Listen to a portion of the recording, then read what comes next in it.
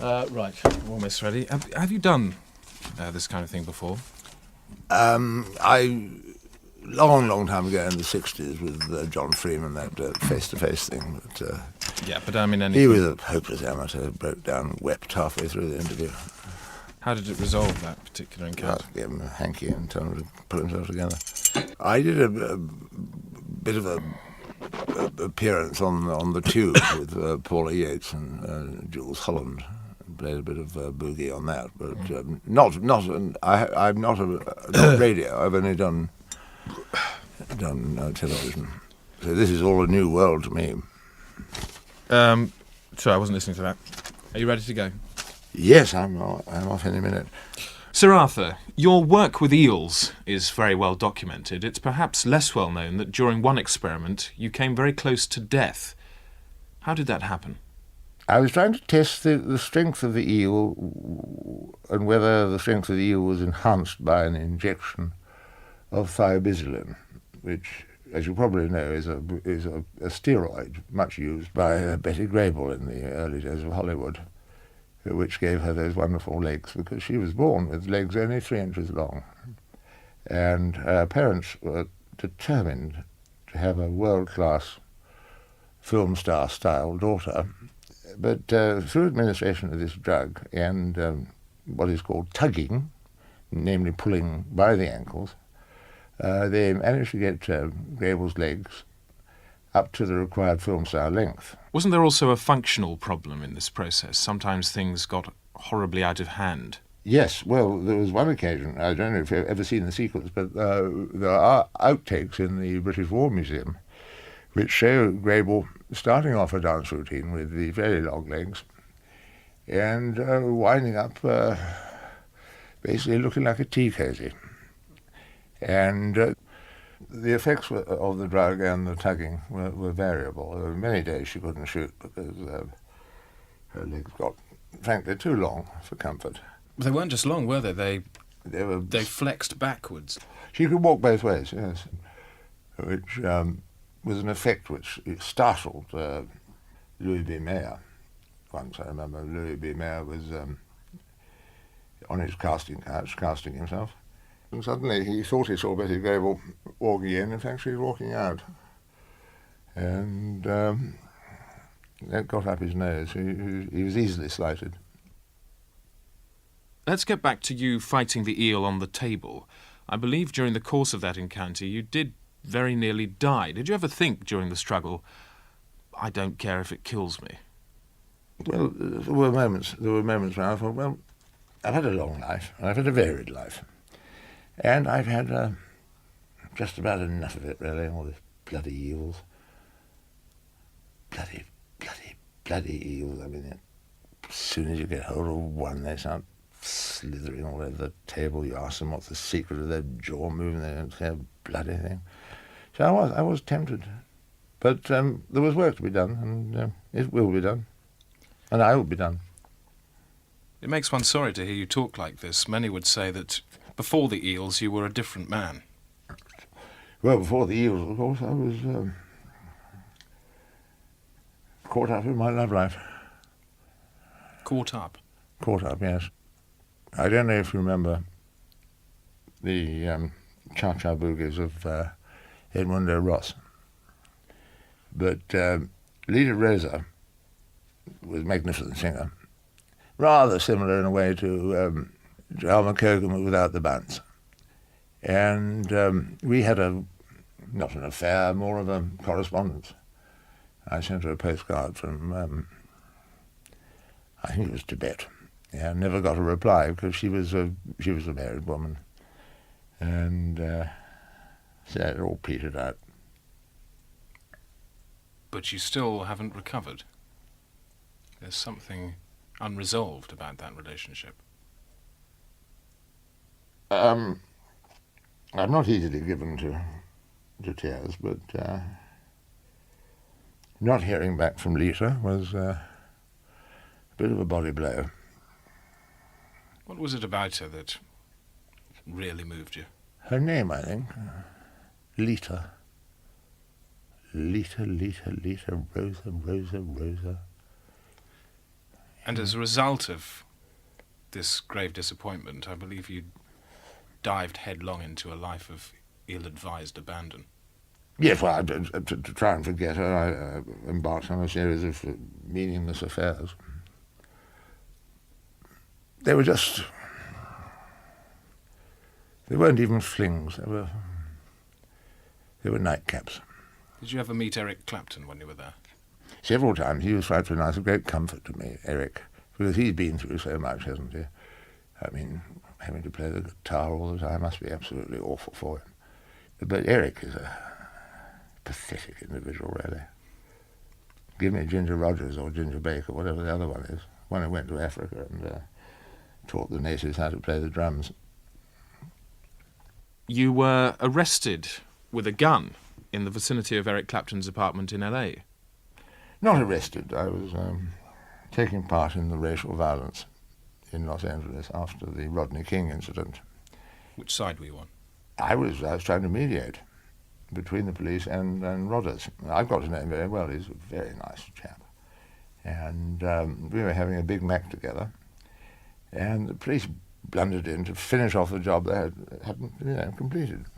So I tried to mediate by saying, "There he is, officer," to try and calm the whole thing down, because one hates to see Los Angeles go up in flames unless one's got a camera running.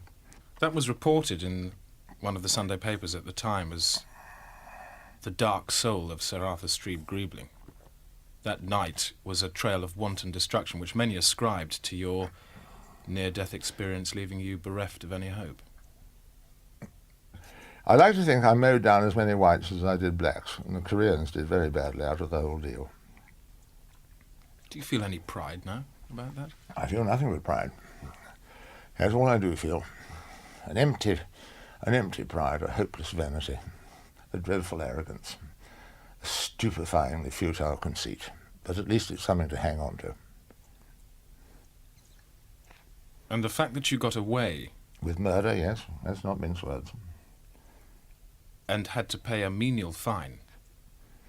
Well, I don't know what you call a menial fine. It was, I had to do community work. I had to go and teach Tatum O'Neill to play tennis. Is there anything left for you to do once you've finished with the eels? Well, I still got to work on her backhand. Sir Arthur, it does interest me.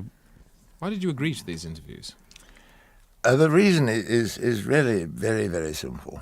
I've lived a long time. I've been distorted, I've been misrepresented, and I've been quoted accurately, which is perhaps the most appalling. And I thought in simple conversation with another human being, I could get some things off my chest and onto other people's. What question would you ask yourself? I think the most fascinating question of all is that one which you didn't ask last time. And that's the one you would ask yourself? That's the one I would ask myself. I'm not sure if I have the reply yet. It's a sort of... Well, let's see. Ask yourself that question and then see if you have an answer. Not at the moment. You didn't ask the question, though. I Perhaps you need to probe. I internalized it. Wow, but perhaps you need to get quite firm with yourself.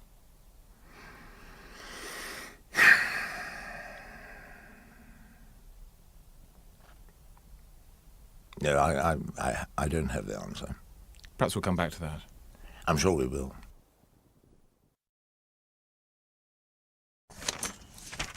A couple of minutes left, but I think that I'm sorry to hear about the stroke, incidentally. Yes, it was. Suddenly the whole side of her body went, and she can still make signals. Mm. And I mean, it's obviously we ought to talk about the end of your life, really. In later life, one often follows very quickly on the heels of the other. No, well, whatever you like, really. But I really should give her a call. Yes, Sir Arthur, you can't pick up a phone now, of course. So they have to put it through loudspeakers into the ward. Mm. Sir Arthur, you're quite clearly, to anyone who could see you, nearing the end of your life. Who will receive the greater part of your fortune? I've made it very clear that all my assets go to a trust. I've often thought of giving all my money away, but then I've often thought again. I've just had a rather entertaining thought of you dying, your last breath coming out of your mouth. How would you like that to happen? Well, Guess you sort of collapse on the floor somewhere in public, or you find the prospect of my dying very amusing. well, I don't. Yes, I do. Yes, you do. Yes. What about your own death? How do you view that? I'm just equal good humour. Well, no, I wouldn't look as good lying on my back like a tortoise, sort of burbling fluids of some kind. Well, let's talk about prisons. Your report on prisons is published tomorrow. What's it going to say? I think the key finding is that criminals are people who should not be treated with kid gloves. They are the dregs. And dregs should be kept at the bottom of the barrel, otherwise the wine will never get to the surface. Is this in any way linked with your experience of your own father, who, as we know, was a profound criminal? My father had criminal tendencies which he exercised to the full. It was a learning experience to be a child in my father's household, or whichever household he put me in. He was a very firm man, and he felt that the best education I could possibly have was to be put in prison and raised by hardened murderers. We were woken at dawn by the sound of hanging. We had to sleep naked because the warders feared that we might do ourselves injuries, stabbing ourselves with buttons and things like that. And we used to draw straws about which clothes we got into, because there was only 50 pairs of trousers and there were 400 inmates. How did you as a 4-year-old fare amongst grown men in this scrabble for clothes? I tended not to get any clothes. All 4-year-olds are not as big as 20-year-olds. So if I was lucky, I used to be put into somebody's pocket or stuffed down somebody's waistband. There was one particularly thin prisoner who I got to know as Uncle Edward. And he used to stuff me down his trousers every now and then and take me out to the turnip fields and jiggle me up and down. Did you keep in touch with him after you left?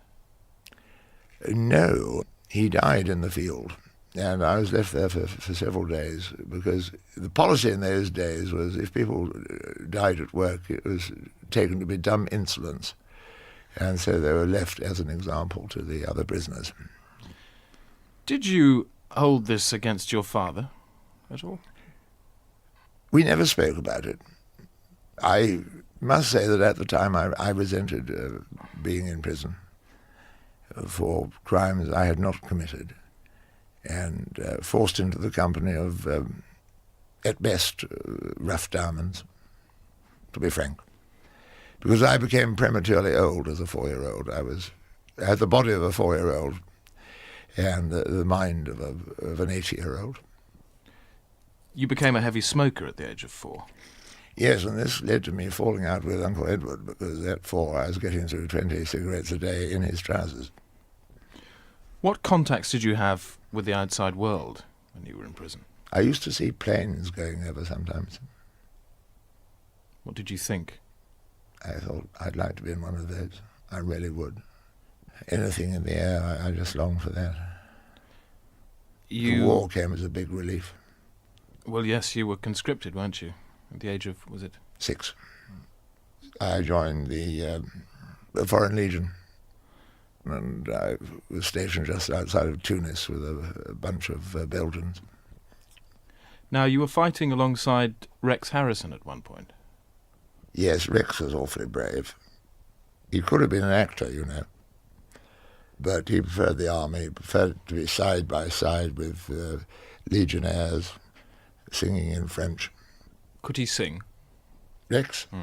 Could never sing, and this is another sign of his courage, that later in life, when most people would have considered themselves past it, let alone able to sing. He started to sing and got money for it. When did you re-establish contact with your father, then?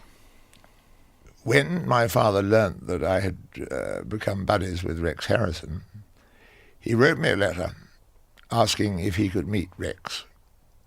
And I, of course, said I would try and arrange it. And I did. He met Rex. I wasn't there, of course. He didn't want to meet me. He said he'd already met me and hadn't liked what he'd seen. Now, when he met your father, they fought. They had a skirmish, because my father suggested to Rex that they collaborate on a musical for Esther Williams. And my father thought if he could get her and Sonia Henney together, they could combine underwater and ice.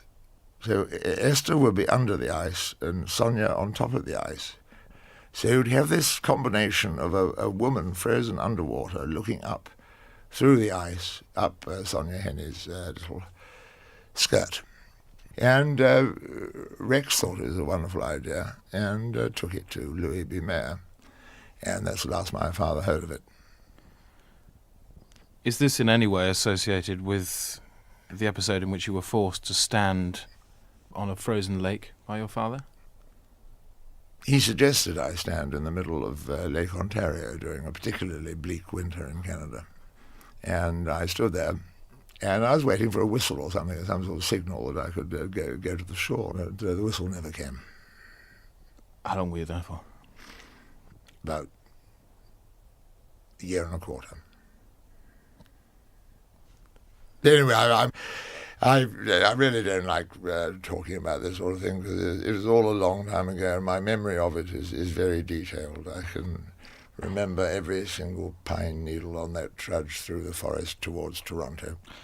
I hope you won't mind if I hold you to it, because the next time we want to interview you, you'll probably be dead. Apart from the perilous cold, what other dangers did you have to fight off? Well, possibly the most dangerous element of the stay, as I call it, were the bears. Because, strictly speaking, they're not vegetarians. And it was hard at times to fob them off. But you succeeded, and furthermore, in time, became respected by them. I became loved by the bears, yes. It was when an old granny bear had come round one evening. She was on her last legs and wheezing, and bits of fur were falling out. She was really in a very bad way. And I nestled up to her, gave her, I think it was a fish finger I had in my hamper, and she gasped with pleasure and fell to the ice and expired. And it was then that I skinned her and put her fur on me and basically masqueraded as a bear for 9 months. And how did you end up leaving the ice? I decided to walk off. Had you, do you think during that time, fallen in love with frozen water? There was a certain bleak beauty about the place which appealed to me. And even now, years and years later, in the middle of the night, I'll get up and go to the fridge, get out an ice cube and just perch on it, just to bring back those memories, like Proust used to dip his biscuits in his tea. Right. Sorry it took a bit longer this evening. No, that's all right. I must say you're fairly persistent in that particular line of questioning. Yes, I like to. Really feel I was being grilled. I'm sorry about that. It was just. No. I like to meet somebody who treats me really badly.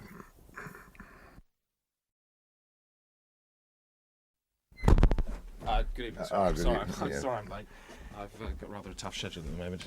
Yes, well, I'm sure you can understand. Well, yes. I've obviously, made myself at home here. You can see the little. Well, that's good. hammock You've got lots of time, and I haven't because I'm quite busy. And right, I thought I've we'd got quite a lot of start- important things to do. Yes, I thought Which we'd it must be start rather on nice my- not having important things to do and generally having a lot of time to fritter away. Yes, I enjoy. Sorry, you were saying? I was just saying today we could start on the subject which we mentioned last week we didn't get around to, which was the beekeeping. Sure. Okay. Well, I'll tell you what. I mean, I've got quite a few Since anecdotes yours- because I started off with just one bee and Are we rolling? Yeah. used it to attract another bee and eventually got a swarm going. And it's quite an interesting anecdote. It sounds dull to me, actually. Well, it's very lifelike. Well, perhaps you'd like to start it off then, since... Yes, well, if you ask me a question, I mean, a simple introduction, like tell us about your beekeeping or something all right, like that. I'm not really very interested in this. Hello, Sir Arthur, how are you? Fine. I've had some bees in my youth and put them to work making honey. Now, in your address to the Royal Society tomorrow, you intend to reveal the fossilised remains of the infant Christ. How do you feel that will go down? Well, it is a remarkable discovery. A group of us were up in the Promised Land, as I believe it was called, and we were just rooting around for some sticks to start a fire with. And by some accident, this tiny little form had been preserved perfectly. So I picked it up, put it in my knapsack, and brought it home and had it scientifically examined at my institute. It's Christ at the age of about 9 months. Just beginning to walk, more crawling than walking, crawling across the desert in search of followers, really. And then, of course, he died. So what are the implications, then, if Christ was fossilised when he was that small? He was practicing resurrection. Because if you're going to resurrect yourself in front of thousands of people and found a whole religion on it, you don't want to make a cock-up, do you? So from a very early age, he was dropping dead and resurrecting himself. There's probably thousands and thousands of bodies of Jesus, and this is just the youngest one. A series of larvae? Almost, yes, pupae. In fact, he never really got it right at the end. I mean, it's not as if he was pronounced dead on the cross and then flew up and flapped his wings and said, "Hello, boys." He did it rather complicated way. He had to be put in a cave, old boulder, put in front of it. I mean, Paul Daniels could do that. But so I think he never really quite got the hang of it. Could you tell how quickly these practice resurrections happened? It took about 6 months. He died, as planned. Then, just as he was passing away, he suddenly forgot how to do it. But instinct carried him through, and gradually he resurrected himself. By which time he was under the sand because of the wind, and he not only had to resurrect himself, he had to fight his way to the surface, and of course died whilst doing that. Suffocation. Suffocation, he was smothered by sand, so he died again. And there's some controversy about whether my tiny Christ is in fact the 9-month-old TC or the 9.5-month. This fits in with your theory that as Christ practiced resurrection throughout his life, he didn't do it flawlessly, did he? He produced several of himself at once. Well, there was a time when he overdid it and reproduced 18 other Christs. So he had to wipe out 17 of them. But he had to stop them resurrecting themselves once they'd done it. Yes, he had to keep them underwater. I think St. Paul mentions it in passing. Now, have you spoken to the Vatican about this? I've had words with their envoy over here, the special nuncio, and he's absolutely thrilled to bits and has suggested somewhere a venue where we could put it up and have it start earning its keep. But does he know that you intend to clone from its tissue? No, I haven't gone into that with him because, frankly, it's none of his business. And it is a business. Who's putting up the money for this? Honda. Now, when or if this is successful, what do you feel the result of it will be? Well, I am very much hoping to be the first to shake Jesus by the hand and say, "Well done." How far are you prepared to take this? Say the experiment is 4/5 successful and you end up with some animated tissue which is not particularly man-like. Would you allow that to carry on living? Well, I think one would go on gut reaction. I think if one had 3/4 of Jesus, you'd know that it was Jesus, and I would settle for that. If there's a what little diagnostic signs are you going to go for? Just that make it Jesus. Breathing, A voice? A voice, yes, maybe, but he could sign his message. You know, he could wave his hands around like they do on Channel 4. Who will provide the words in that case? Well, then we'd pre-record something with Martin Jarvis or John Hurt or somebody suitable could do the voice under. Project a little sort of moving shape over his mouth. We could probably just with an elastic band, we could get some movement. Oprah Winfrey's interested. Has it altered your Oprah own... has lost a lot of weight, hasn't she, and gained a lot of weight.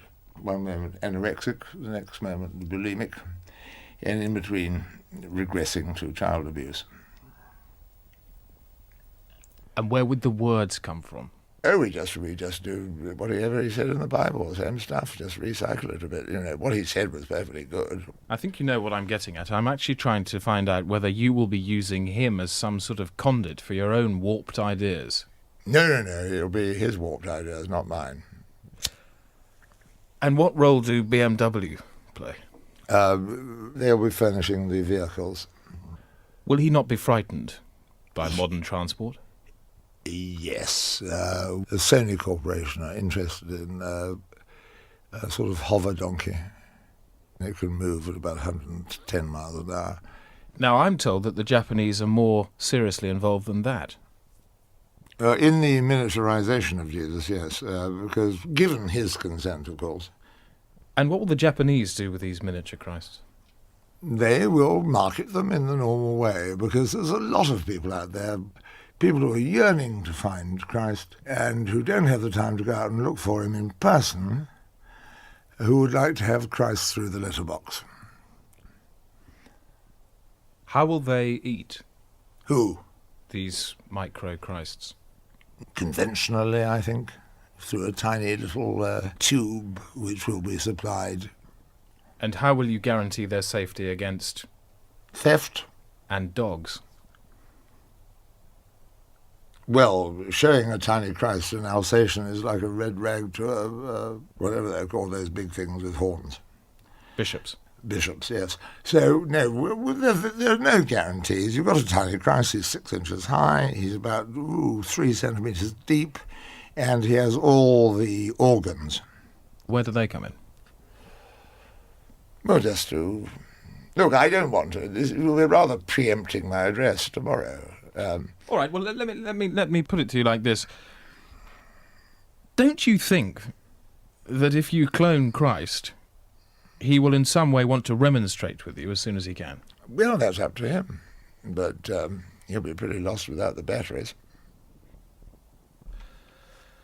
Right, Sir Arthur, thank you. It took a while, didn't it? But I suppose we got it in the end. I think well worth it, yes. Can I have it back now?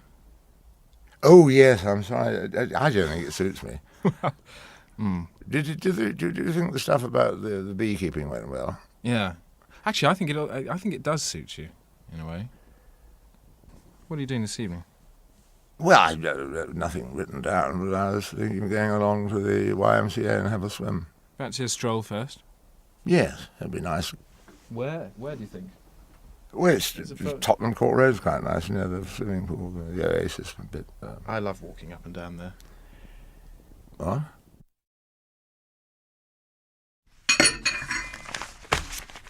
Well, I'll just introduce the reason you're here, Sir Arthur. Yes, so just one thing. Would it be all right if Gavin came in and did my hair? He's a very nice young man from Camden Town. He started his own particular salon. In case I didn't have time to have it done afterwards. Well, no is what I think we have yes, to... Yes, he's in now, and you might as well let him stand there. If you could just ask him to leave, because it will... I'll ask him to leave once we finish the interview, yes. Or before would be better. Well, that's rather tricky, isn't it? Because he's begun to go into the pre-snipping ritual, which is he begins to limber up his Sir Arthur, hands, I have to be sort of clear. It will actually be very disruptive. It's really not done. Well, Gavin. Yes, I'm sorry I misled you. Yes, now I'll go on the bus and I'll get a receipt. Good. Now, Sir Arthur Streeb-Greebling, it's 50 years since you returned from Japan and your experience as a prisoner of war. Yes, 50 years to the day. You've seldom talked about this, but you've agreed to discuss it this evening.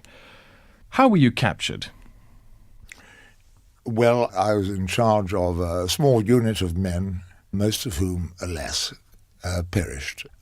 Seeing that there was nothing I could do to save them, since they were already dead, entered into what is called a concentration camp under Japanese command, and was there throughout the war period. Now, this is when you were the senior British officer in a prisoner of war camp which was building a railway line. That's right. And I think anyone travelling on that line today will recognise the merits of the technology involved, because it's awfully difficult in that heat, carving through forests and deserts, mountains and valleys, to get a line going dead straight from Tokyo to the destination, which at that time was unknown. You talk with some feeling about the work that was involved in building this railway. You talk less about the fact that you didn't waste a single calorie of energy in making it yourself. You had nothing to do with the hard work. I don't quite understand the question. Well, you talk about the difficulties of building this railway, the suffering that the men went through. I told you, it was very difficult, because there was nothing there. We had to import steel from Great Britain and the United States. Walt Disney, I believe, provided the last links. But you say we had to do it. As you know full well, the seas were filled with enemy submarines, and just to get the steel and the iron there, that was work enough. But you keep saying we had to do this. Isn't that a dishonest use of the word when you were perched on a mattress watching your men sweat their guts out? Well, as part of the arrangement, I was given accommodation slightly better than the other personnel, but not as good, I may say, as my boss, for want of a better word, General Nihao. You did get on rather well with your Japanese captors, didn't you? Everybody is human, including your words, Japanese captors. I worked in the best interests of the British personnel under my command, and I attempted to organise an escape. Yes, and then you told the commandant 24 hours before it was put into operation. I informed my superior, but I'd already told my men to do it the day after so they wouldn't get caught. And yet they all did get caught. They got caught. Well, they went on the wrong day. Many of them had been driven insane by the work they were doing, and those that could testify claimed that you had helped in that mental decaying process. I never physically beat anybody, and but we all know it's perfectly you can easy. See film footage showing me not beating anybody. You can see film 4.5 seconds of film. You can see film footage of me sitting in my office trying to get the air conditioning working. And 4.5 seconds of film proves that you didn't hit them. For the rest. Why would I hit my own men unless they were shirking? Well, let's leave that aside. Leave that aside, please. I put it to you that it's perfectly possible to drive a man out of his mind simply by using words and mental torture. Well, the fact that I may have said to a subaltern, I may have said, get a move on. If that is mental cruelty, well, I'm a Dutchman. Is it or is it not mental cruelty to appear to that man as his wife in the middle of the night? I would call that a kindness in the conditions we were living in. Any man who got anybody coming to his cell posing as a man, woman, or lizard was welcome, because... And then withhold favours? I did, yes. What I'm saying is that you persecuted this man until he went out of his mind, and he wasn't the only one. I played hard to get.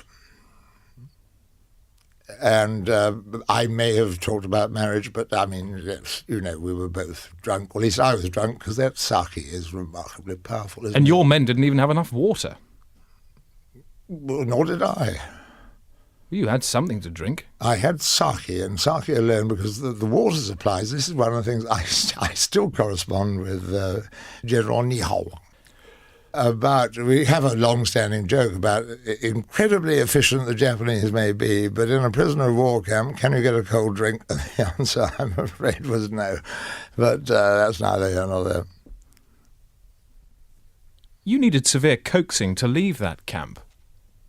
Well, I had acquired a leasehold interest in the property, which covered 212 acres of prime land, rather too close to Hiroshima for my liking, but very verdant, and with the opportunity to put in a hotel, leisure facilities. But negotiations broke down. And it was only that made you return to this country? That and the ticket. Sir Arthur, sorry, I have to draw attention to something which people won't be able to see. You have, during the past 15 minutes, been agitating so firmly at the sleeve of your jacket that it's now come off. Now, you're good at disguising it with the tone of your voice, but I read your body language as something akin to, I'm telling lies. Well, it's a very old coat. I must say, you have rather hit me below the belt there, because I had no idea that you were going to raise the subject of this herringbone being torn off. Well, I must say I wouldn't have, unless you had done it. Does the sight of the flesh excite you? Or? I can think of more attractive features on you. Well, these speckles on my arm. That's Candida, though, isn't it? Candida? Isn't it an infection? I don't think it's an infection. It just spreads like wildfire. Once it starts up round about the shoulder, and then gradually it sort of speckles down towards the wrist, and then it runs out. I dare say it will start on my hands very soon, and then run out at the nails. Well, and don't get me wrong, I didn't wish to be physically insulting, and there are certain aspects of your appearance which many, it's no secret. It's nerves. Mm. I'm not used to being in a room with a man. You see, that's my lie detector test, really. When a man pulls the sleeve off his jacket, he's fibbing. Yeah. Yes, I've thought you to think that. Yes. Will you just grant us the answer to one question with an honest, straightforward answer? Yes. Well, it depends what the question is. Well, in many interviews. Yes, indeed. Thank you very much. In many interviews, the question that perhaps would extract the most valuable answer is the one which is never asked. Yes, well, you haven't asked that one yet, so I've really not been in a position to answer it. Right, well, here we go. Obviously, I can't ask the question which has never been asked, otherwise it, by definition, stops being. Yeah. But you know that question. If you could keep it in your mind and give me the answer, then we would get some value. No. The answer is no. And what do you mean by that? No is what I mean by that. Has the answer for you ever been anything other than no? No. Then the answer has always been no. So if I were to say to you, has the answer always been no? I would say, hold on a minute. Good evening, Sir Arthur. Good evening. How's the voice? Is it entirely your voice? Or yes, this is almost completely gone. Laryngitis talking too much. There is something we used to do with Robin Day, which we could perhaps... Yes, a glass of water or something. Okay, if you could just sit quite still. Yes. All right. Oh, that's much better, yes. We're rolling, so whenever you're right. Yes, I'm ready. So, Arthur, before we come on to talk about the orchestra, you were telling me how your life had been saved by a puff adder. Yes, it was a stroke of luck, actually, because I was in Dorking having lunch with an old girlfriend, Rosita, and she had a puff adder. It was a family heirloom, and she was just pouring me a cup of tea, and the puff adder jumped out of the little basket, and I immediately recognised it for what it was, a deadly snake, and rushed out of the room, and moments later the whole house blew up. Poor Rosita was blown up in the air. There was no saving her, so I didn't go back. I just left that to the emergency services, and her house had been the subject of an attack by a former friend of mine, old business colleague, who had got it into his head that somehow or other that I had run away with funds which were due to him. It must have broken down pretty badly for you to have murdered him. Well, it's tit for tat, eye for eye, tooth for tooth, that type of thing, because he had attempted to blow me up, and in so doing only destroyed the innocent life of a Guatemalan refugee. And I take against people who blow up people who I would like to go to bed with. So I wouldn't say I murdered him, I allowed him to die.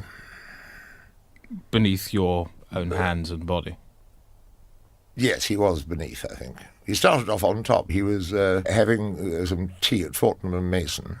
And in those days they had those awful beaded tablecloths. And I positioned myself under the table and attacked him from below. In an unashamed way, really? Yes, I was very blatant about it. I think if you're strangling somebody, there's no point pretending that you're giving them a shave, you know.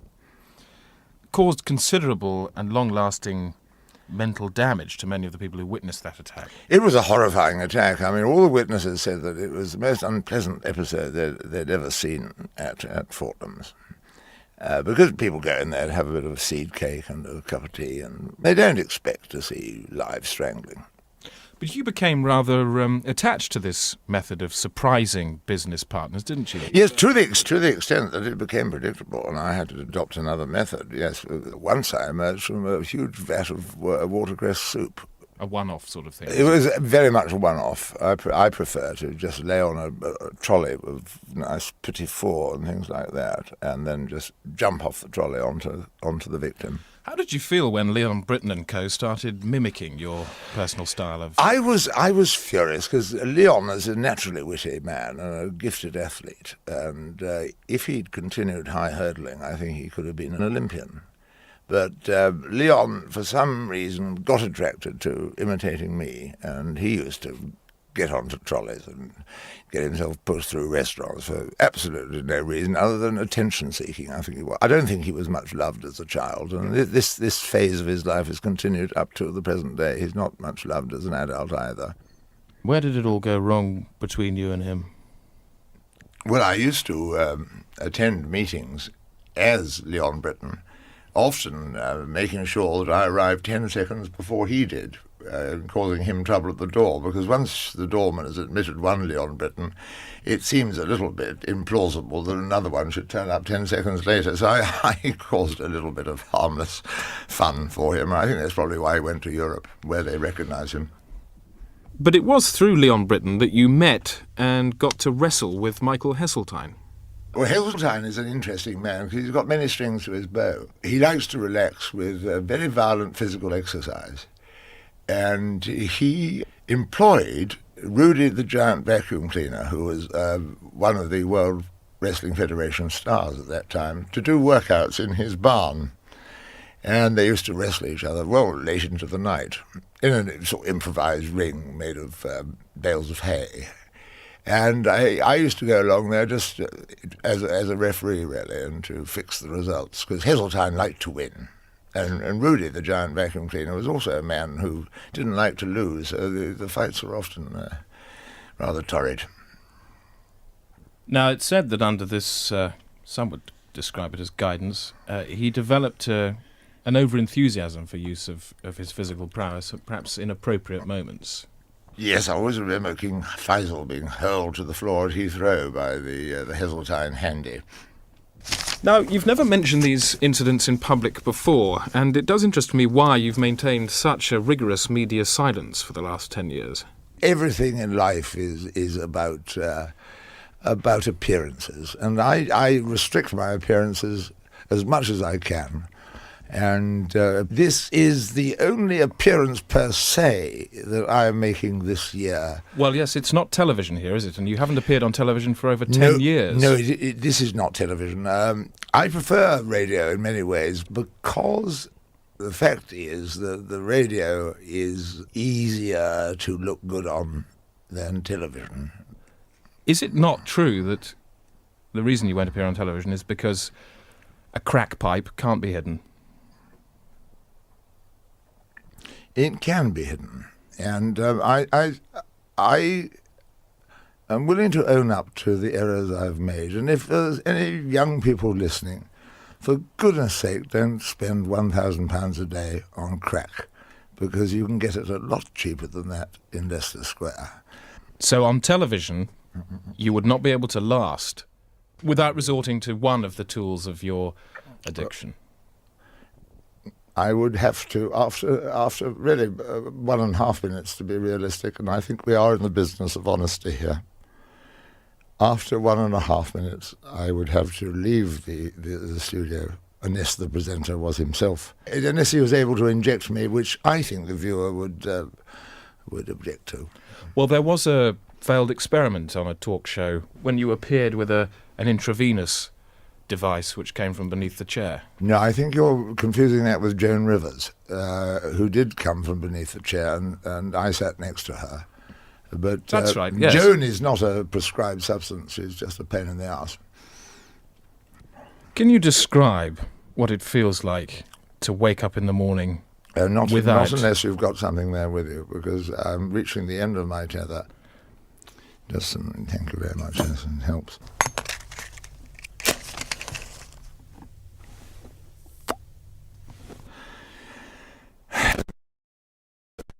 Now, I tell you, the downside of this is you feel awful, but the upside is you feel terrific. And where do you buy these? King's Cross. No, it's all right. It's all right. Anyway, I can talk for another minute. How did the drugs affect your writing of the Queen's speech? Improved it a great deal. Opium too helped Her Majesty to broadcast the speech, didn't it? Well, I'm talking out of school here, but it is well known in court circles that the Queen, in particular, is fond of dancing in the nude prior to speaking engagements. The routine is she puts on some Thin Lizzy, rips her clothes off, and just throws herself onto the marble, which they have at the palace, it's part of the deal, and writhes around, and then she is showered by footmen, composes herself, takes her shot, and looks serene. Why were you fired from the role of writing the Queen's speech? We left by mutual agreement. When was the last time you saw the Queen? Last night. What happened? I, as a favour, gave her some, I think it was opium. It could have been Feminex. Now, Sir Arthur, I should point out that during that last answer you held up a legally threatening note. It's not a threat, it's just a statement of fact. That, something along the lines of, if you pursue this line of questioning, then we shall pursue you through the courts. I see. OK, well, perhaps you could tell us about the occasion that you came to sing a song with the voice of Frank Sinatra to over 1,000 paying punters. Well, the episode with when I borrowed his larynx, yes. Well, actually, it was a whim, really. I just thought people would like to hear Strangers of the Night sung by somebody other than Frank Sinatra, but with Frank Sinatra's voice. And he was sleeping, but did he agree to the exit of his... There was tacit consent. His bodyguards had no complaints. Were they conscious at the time? They were very, very helpful in getting the larynx out of the throat and into my briefcase. Luigi, in particular, was a charming man. And he said, well, Mr. Sinatra will never miss it. He's having a dream now. You can tell by the way his elbows keep twitching. He's having one of those exciting dreams of his homeland. So we just went off into the night, and I flew to Capri, and Gracie Fields and I sang the biggest aspidestra in the world, and closed on Strangers of the Night, in a My Way medley. Now, I have to ask you, did you not do this purely out of financial greed? I'm more than happy to answer that question, but I prefer to do it without the tape spinning round. So if you just stop the tape, I'll give you the answer. Right, we've stopped the tapes. Thank you. And what was the answer? What was the question? Well, it was about money and whether you made an awful lot of money. Yes, I made an awful lot of money out of that, yes. You can start the tape up running again now. Even before I ask you how much money? No, have you started it up running? No, we haven't yet. Good, well, £4 million. And now I can start it again? You can start it running again, Thank yes. you. So, it was purely then for artistic reasons? Exactly.